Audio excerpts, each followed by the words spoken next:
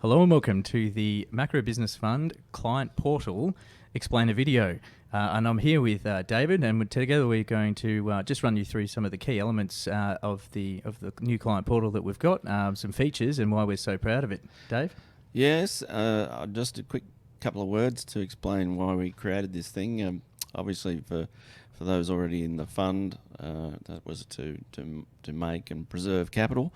But this portal itself kind of represents the values behind what we determined to do in creating a fund, and that was to bring transparency to funds management in the same way that we do with economics and public policy.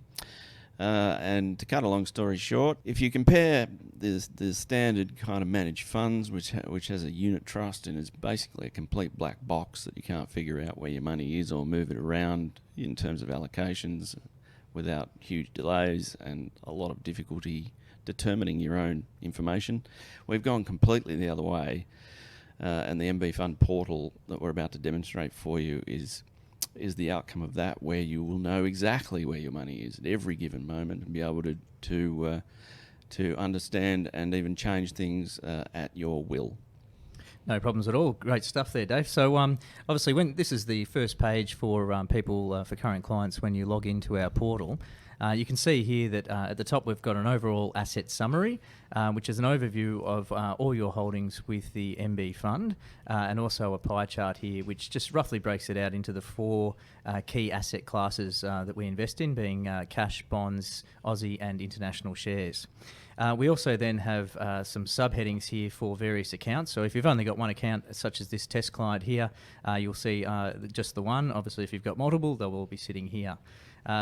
Underneath that, or in the or under that heading, you can then see that this client has investments in three of our tactical flagship funds, being accumulation, growth, and income. And you can see there's some weightings and obviously the amounts and some other assets as well. And I'll explain in a little while's time what happens with the other assets. So from that point, you can click on the Go to Account button, which will bring up the dashboard for that account. At the top here, you can see obviously the current balance, and then we've got a series of 5 tabs, in which we've broken up the information that the portal gives you to help, I guess, just help you zero in on exactly what you're looking for. So we can run through those now. The first one, tactical, gives you an overview at the top here with a series of gauges on how your portfolio is sitting vis-a-vis the tactical elements inside the fund. So you can see here light blue being underweight and dark blue being overweight. So you can see here the cash is actually at the moment in a very overweight position. Government bonds are middle of the range. Australian shares very underweight, unsurprisingly. And then international shares are about middle of the range as well. Any thoughts there, Dave? Yes, well, this is obviously designed to make it very clear what your asset allocation is, and a quick sort of overlay explanation, I guess, on what those dials are saying right now is because it's the end of the business cycle, or it's certainly very late. We're not sure. Nobody knows when it will end, but it's very old. On that basis, we have quite a high holding of cash and bonds. Which means that if markets do unexpectedly tank, owing to the Fed tightening too much or someone else overheating or having an accident in emerging markets, could be any number of things, we'll be in a position to capitalise on that by deploying what is a very, relatively large cash holding. Yep. But at any given moment, you'll be able to log into your account and see these dials and know where you are in terms of those various asset allocations. And the clarity on this is also intellectual. Like, this is where we really see a lot of our competitive advantage in the fund. In terms of asset allocation, most funds and certainly most stock funds don't give you any kind of notion of how this is operating for you, and some of them don't even do it because they operate on kind of basic value principles of stock picking. And we know that from historical assessments that asset allocation actually delivers roughly half or even a bit more of returns if you can get it right. But for one reason or another, the history of Australian funds management has been very poor on asset allocation, both doing it and offering transparency on it. So that's where we're really putting our effort. Sure thing, absolutely. And moving into the asset summary, then we then have, as you saw before, a pie chart, and this is obviously on an account level for the cash, bonds, Aussie and international shares, and also another chart just showing the overall mix of defensive to growth assets, so cash and bonds versus the shares there as well, as it stands at this point.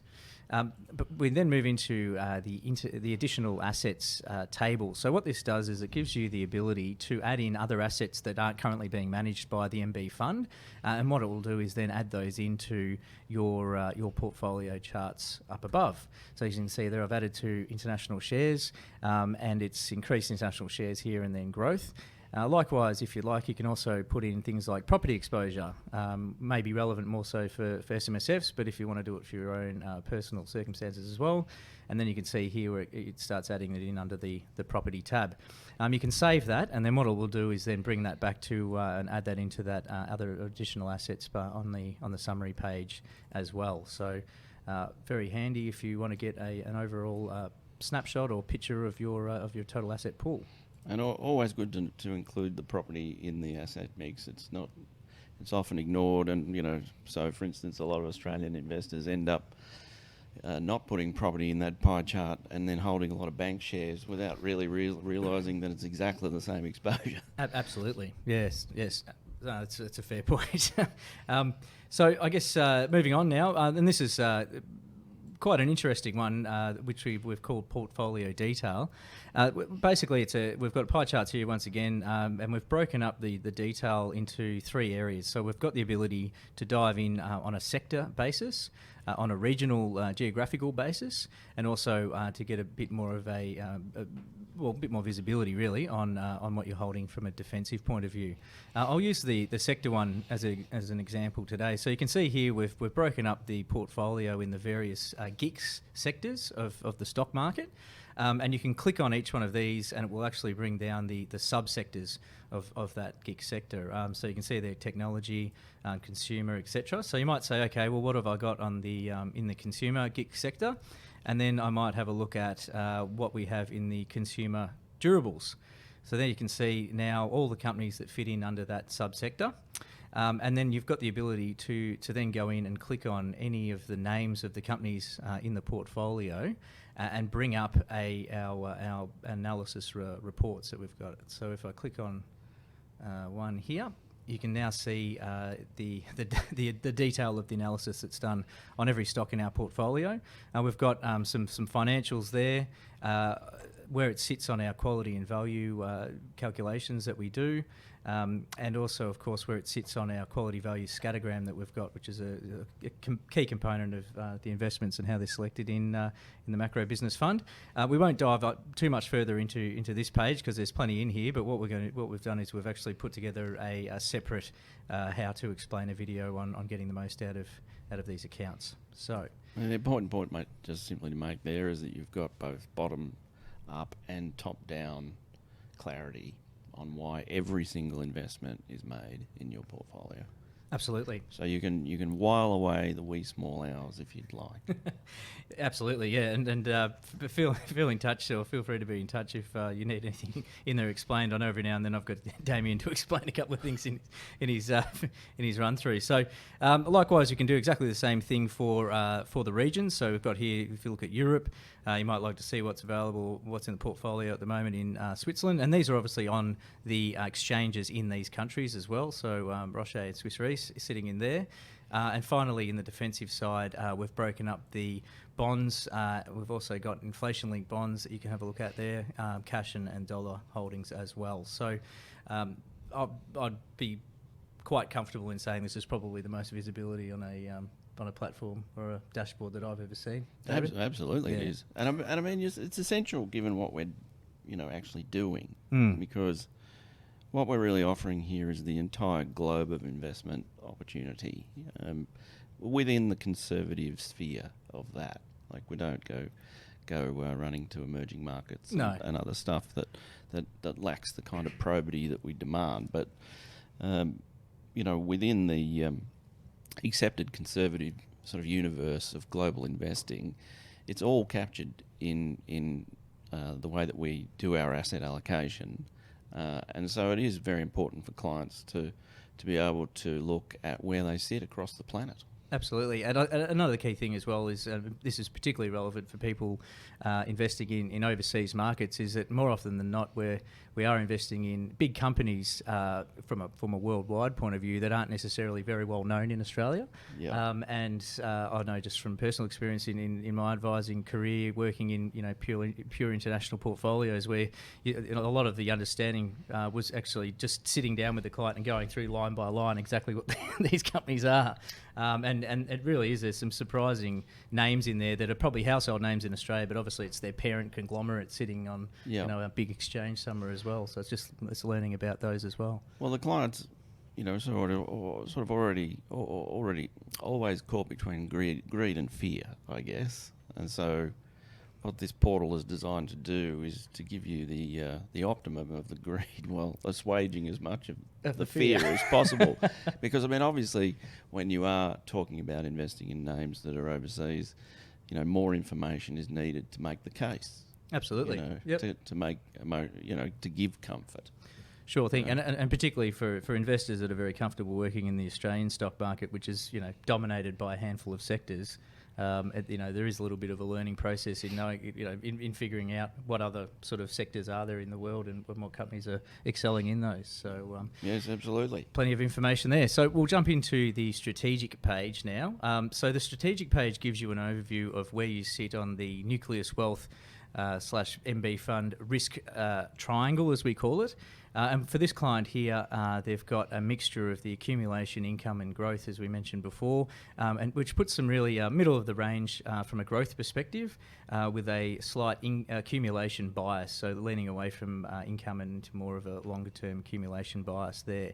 Obviously, as life goes on, we expect people to sort of slowly move typically probably down and to the right as their sort of time with the MacroBusiness fund continues, and they're getting older and needing more of an income focus. But I guess this just gives you a bit of an idea of where that sits, and in the future we'll be adding in previous positions as well, so you can get a bit of an idea of how your journey's been with the MacroBusiness fund. Finally, just for the strategic part, we've got our target strategic mix. So what this does is it's essentially the high watermark for growth assets for this investor. So you can see there, middle of the line or thereabouts in the balance zone, with 60% growth assets, sitting obviously well below that at the moment due to the conservative nature of the portfolios. But that's, I guess, something that people can use as a reference point, perhaps if they've experienced or had portfolios set up in the past, where typically the growth to defensive mix is a pretty common metric. So it just gives you a bit of an idea of how it sits in our one as well. You've always got the ability to change the portfolio, both tweaking the investments and the models that you're in, and also you can send something my way through the Seek Advice button to have a chat about something that isn't available online as well. So happy to have a chat. Next stage we've got is our ethics. So we've got the choice of 19 ethical screens at the moment that can be applied individually to your account, and also 2 portfolio screens, which are to do with the Australian banks and also just ruling out Australian shares in general, if you'd like to do that. The key thing here is that number one is you can see what you've ticked. What they do is essentially knock out stocks from our larger portfolios that don't agree with those or marry up with those screens. But you can, of course, along the way, and this is sort of coming into vogue now, where people are deciding to change their ethics. There has been a couple of cases where the particular ethical screens have had a slight impact on performance. So it's giving people the opportunity to reassess their ethics, for want of a better word, and weigh up whether it's performance or ethics that is really what they're investing for. But as always, you can make those changes. There's a process that goes through where you can then see the impacts on the portfolio with your new ethical screens, so you can always check there. And also there's a range of different methods for adjusting our ethics or stocks rather, which is based on a time frame and has some costs involved that you can suss out there as well. So pretty straightforward. Very proud of this. Yes, that's good. This is really key to getting away from the whole black box model of managed funds and unit trusts. Absolutely. Immense flexibility in what you can do ethically there. Absolutely. You can apply whatever set of values you want whenever you want. Just be aware of that it will impact returns. Positively or negatively. Yep. We've just recently done a webinar on the ethical side of things, so feel free to check that one out as well. But look, I think, for most part, to find a product that or an investment opportunity that gives you 110 odd stocks at at our larger level, our flagship level, and 19 different screens, as opposed to a collection of screens, which you find in a lot of the ethical products today, where you might be ambivalent about a couple of them, and you're wearing the performance downturn or impacts, for want of a better word there. So we've got the ability to get around that. Finally, we jump into the portfolio. So this is a rundown of the full portfolio as it's invested presently. You've got at the top here the impacts of any, or the missing stocks rather, from the ethical screens as well. So you can see, obviously we'll also learn a bit more about them from there. You've got the different models or investment portfolios that make up your portfolio as well in this one, and then finally broken into our 4 asset classes: the cash, bonds, Aussie and international shares. So likewise, as we had before when we were diving into the portfolio detail, every single one of the holdings in your portfolio you're able to click on to get that investment report. And as you can see there, you can basically go to town on those, which is great. And it does give you, as David was saying, unparalleled visibility, and also I guess the ability to interrogate your portfolio as well, like nothing I've seen. So that's that. Fantastic. All right. So finally, we have the performance. So at the moment, we're building in the performance, but as per usual, you can get a full rundown of the performance summary in the Linear portal at present. It will be coming soon to our portal, of course, along with any transactional data that you might like, and or brokerage fees and those sort of things as well. So we are working on that. That will be coming soon, but we're so excited in bringing you all the other things we've just spoken about that we thought we'd roll those out first and see what you thought. So on that note, just finally, actually, before we finish up, you don't need to sit through this video again if you don't want to. You can always just click on the Take a Tour button at the top corner. And what this does is actually steps through all the key areas that we've just spoken about today, and gives you a further explanation as well, just to jog the memory once you're in there and up and running. So on that note, David, any final thoughts? No, fantastic. All good? I can't wait to use it myself. That's right. And I guess that's the point. We kind of designed the system that we wanted to use. Absolutely. As investors. Absolutely. And so it's empowering. For every part of this that you might find new and handy, it was basically a sticking point from my advising career that I wish I had when I was dealing with clients on a face-to-face basis. So, yep. It is. It's just, and always, of course, happy to take any feedback. If you wanted to check it out and you thought there'd be some new functionality that we could have a look at, more than happy to discuss that with you as well. So. On that note, we'll head on over to portal.nucleuswealth.com and check it out for yourself if you haven't already. And for all those people that are currently invested, we hope you enjoy it. And we're happy to take any feedback and any thoughts. So thanks very much. Thank you.